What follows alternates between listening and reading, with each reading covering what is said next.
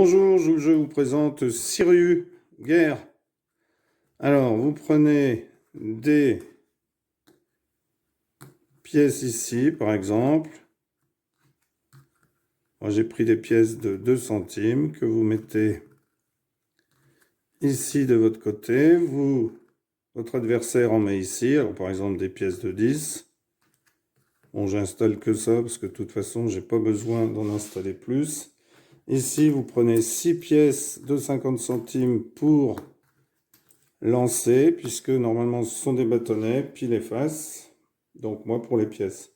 Le mot Sirius est utilisé pour désigner plusieurs jeux de société dans l'oasis de Tabelbala en Algérie.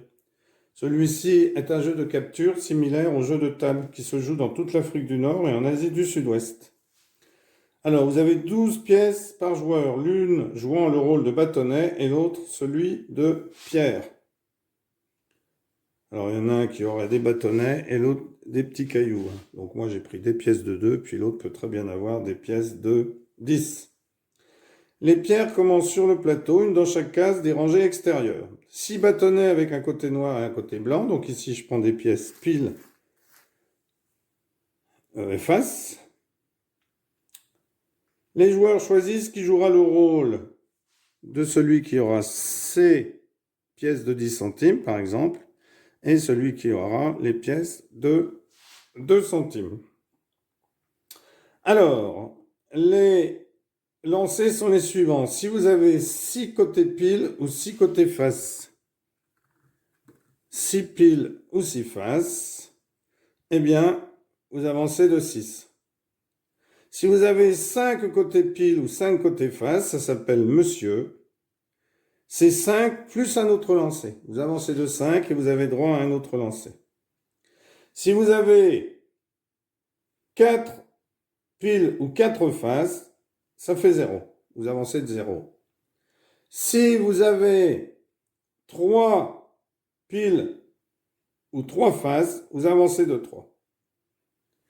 Un joueur doit lancer monsieur de sa couleur pour déverrouiller une pièce avant de la déplacer. C'est-à-dire que vous devrez faire 5 piles ou 5 faces pour pouvoir avancer votre pièce. Je fais 5, hop, j'avance ma première pièce.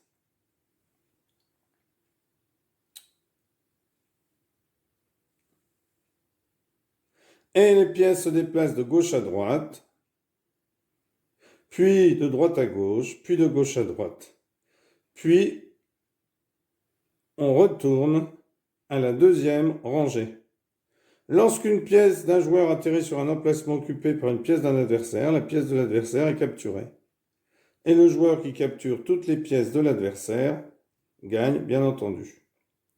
Alors, il y a des fois où vous devrez passer votre tour, puisque vous ne réussirez pas à faire 5.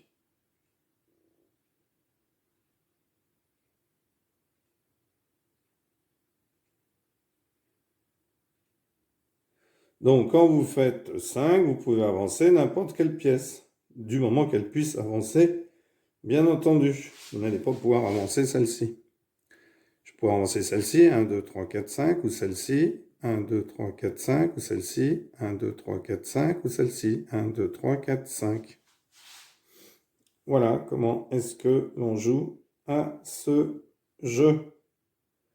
Donc je ne fais pas de démonstration car c'est facile. Alors la seule chose, c'est essayer de vous faire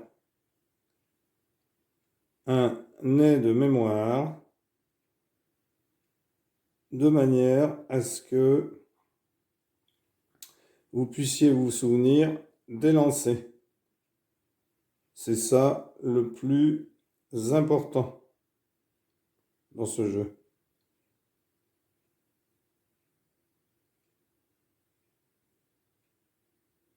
C'est de se souvenir des lancers que je vais rappeler ici. Donc si vous faites 6 piles ou 6 faces, vous avancez de 6. Si vous faites 5 piles ou 5 faces, ça s'appelle un monsieur, c'est 5. Et là, vous avez un autre lancer et puis vous pouvez bouger un pion. Il n'y a que cette condition quand vous faites 5. Sinon, si vous faites 4 piles ou 4 faces, ça fait 0. Si vous faites 3 piles et 3 faces, ça fait 3. Et les autres ne sont pas pris en compte. Vous faites 2 piles et 4 faces, hein, de toute façon.